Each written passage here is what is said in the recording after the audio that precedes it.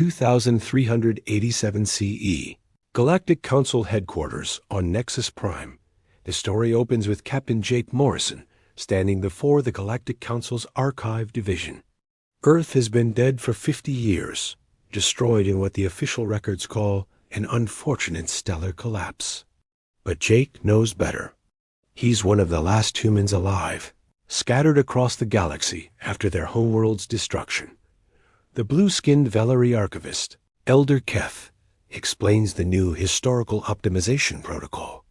All records of Earth and humanity are being archived, which means deleted. The Council claims it's for galactic harmony and to prevent unnecessary grief. But Jake sees the truth in Keth's nervous movements and the way other alien species look away when Earth is mentioned. Jake discovers that humanity's rapid expansion and technological advancement had threatened the established order. The major powers, the Velari Federation, the Crux Empire, and the Hive Collective, conspired to destroy Earth before humans could unite the smaller species against them. They used a stellar weapon disguised as a natural disaster, but they made one mistake. They didn't account for human stubbornness. Jake contacts the other scattered human survivors through encrypted channels. There's Maria Santos, an engineer on a mining station. Tom Wilson, a trader who's been gathering alien artifacts. Lisa Chun, a scientist working in the Outer Rim. And Ben Parker, a military officer who went underground after Earth's fall. The 5 survivors make a pact. If the galaxy wants to forget Earth, they'll make damn sure it remembers. They begin the Legacy Protocol, a plan to seed human culture, technology, and ideals throughout the galaxy in ways that can't be erased. The part ends with Jake stealing a copy of Earth's complete historical database before it's deleted, barely escaping Nexus Prime as Council security closes in. Asterisk Various. Locations across the galaxy. 6 months later, the humans have split up to execute their plan. Maria has infiltrated the Crux Empire's industrial sector, subtly improving their technology with human innovations. She introduces concepts like workplace safety and individual rights that slowly spread through their society. Tom travels between worlds, trading ancient artifacts that are actually human cultural items, music, art, literature, disguised as relics from lost civilizations. Alien youth become obsessed with these mysterious artifacts.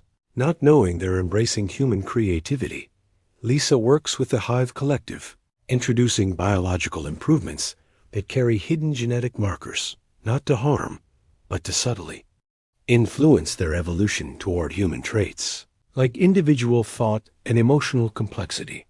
Ben operates in the lawless Outer Rim, training alien resistance fighters with human military tactics. He spreads the concept of fighting for freedom rather than just survival, inspiring revolutions against oppressive governments. Jake coordinates everything while staying hidden, using his diplomatic connections to plant human philosophical ideas. In alien cultures, he introduces concepts like universal rights, scientific method, and artistic expression as if they're new discoveries. The Council begins to notice strange patterns. Crime rates drop where human innovations spread. Art flourishes.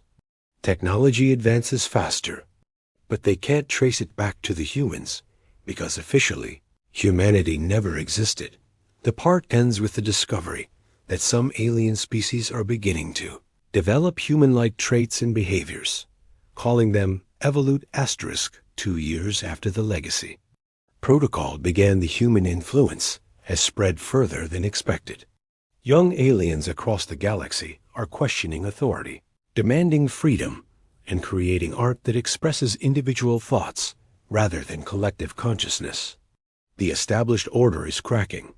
A young Velari named Zach discovers inconsistencies in the historical records, gaps where a species called humans should be.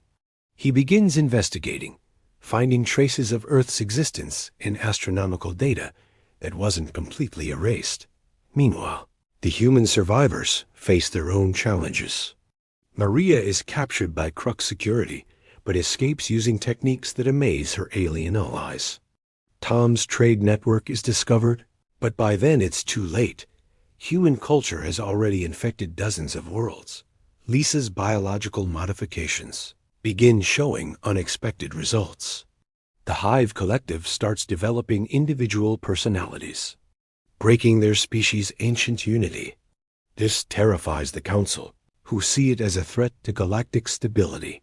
Ben's resistance movements unite into a galaxy-wide rebellion. Oppressed species fight back using human tactics and motivated by human ideals of freedom and justice. The major powers struggle to contain the uprisings. Jake realizes their plan is working too well.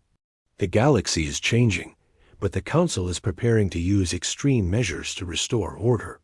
They're planning to sterilize entire worlds to stop the contamination of human ideas. The part ends with the 5 humans reuniting on a hidden space station, preparing for the final phase of their plan. They're going to reveal the truth about Earth and humanity to the entire galaxy, no matter the cost. * galaxy-wide broadcast. 3 years after Earth's destruction, the humans execute their masterstroke. Using Tom's trade network, Lisa's biological modifications, Maria's industrial connections, and Ben's resistance fighters, they simultaneously broadcast the truth about Earth across every communication network in the galaxy. The message is simple, but powerful. We were humanity. We came from Earth.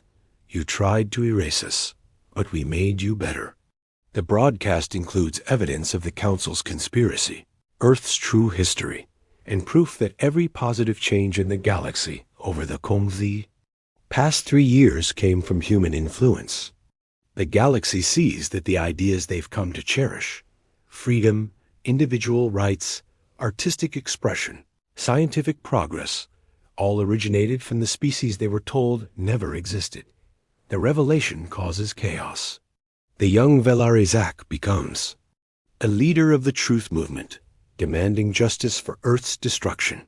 The modified Hive Collective turns against their oppressors.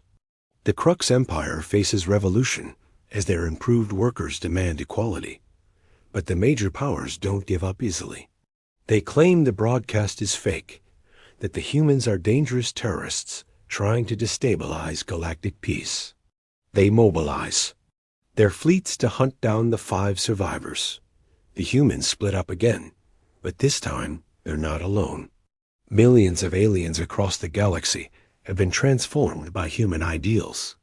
They hide the humans, protect them, and continue spreading their message. Jake finds himself leading a coalition of species who never knew each other before, but are united by shared human values. Maria becomes a symbol of resistance, her escape inspiring countless others. Tom's artifacts become rallying points for freedom fighters. Lisa's biological modifications prove irreversible. The galaxy has been permanently changed at a genetic level. Ben's military tactics are being used by resistance fighters on 1,000 worlds. The part ends with the Council issuing an ultimatum: surrender the humans or face pacification of every world that harbors them. Final confrontation, 4 years. After Earth's destruction, the galaxy chooses sides.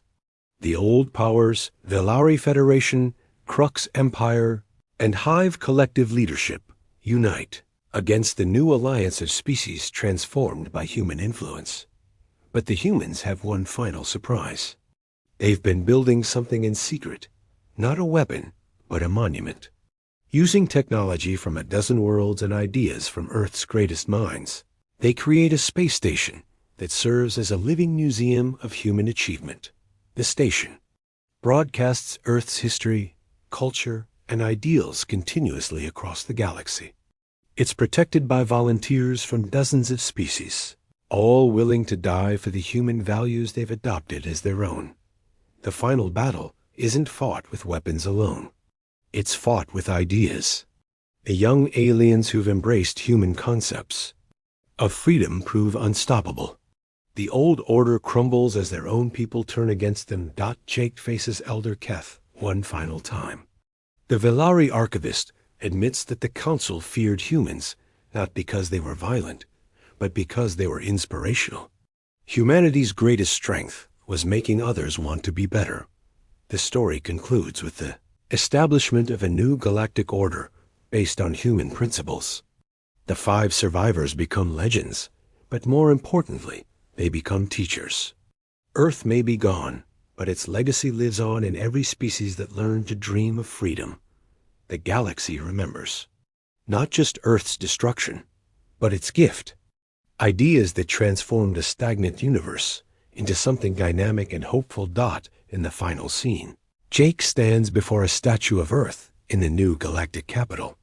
Alien children play at its base, laughing and creating art, living proof that humanity's greatest achievement wasn't technology or conquest, but the simple act of inspiring others to be more than they thought possible. The inscription reads, "In memory of Earth and humanity, who died so that the galaxy might learn to live."